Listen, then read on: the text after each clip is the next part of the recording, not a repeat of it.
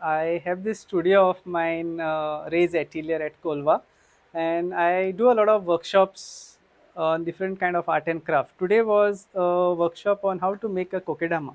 Kokedama is a Japanese craft of making a bonsai plant, which involves firstly a mud ball, which has all its nutrients, sand, soil, and compost. Then you have coir. In Japan, they used to use moss, sphagnum moss, but here we have the scanty of it.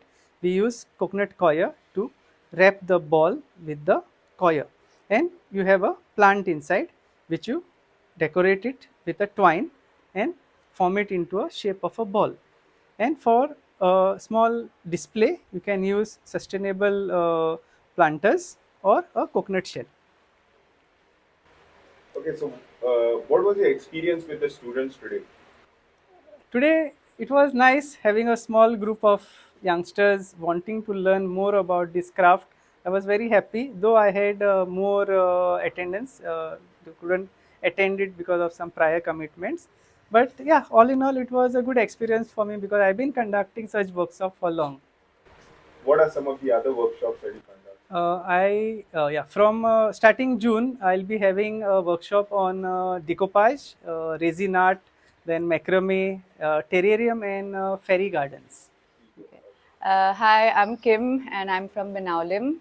Raymond, thank you because today it was a very fun and knowledgeable experience and something very aesthetic that we can, which is very eco-friendly and budget-friendly too. And this is something that we can keep at our homes and on our table just to increase the beauty of the place. And it is true what they say that gardening is a stress buster, and today is exactly what I experienced. So, thanks to Raymond and my fellow students, it was good. Thank you. Hi, my name is Lisa. I'm from Kunkoli. I came across kokedama about a year ago from Sir Raymond itself. I had picked up two of them, and they looked very interesting.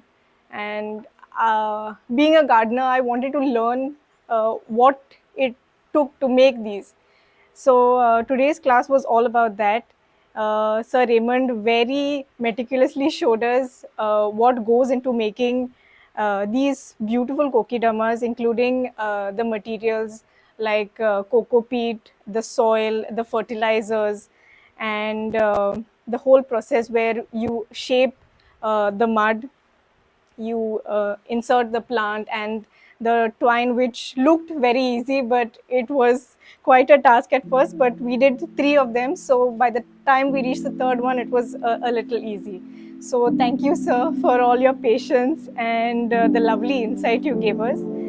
It was really good today. Thank you.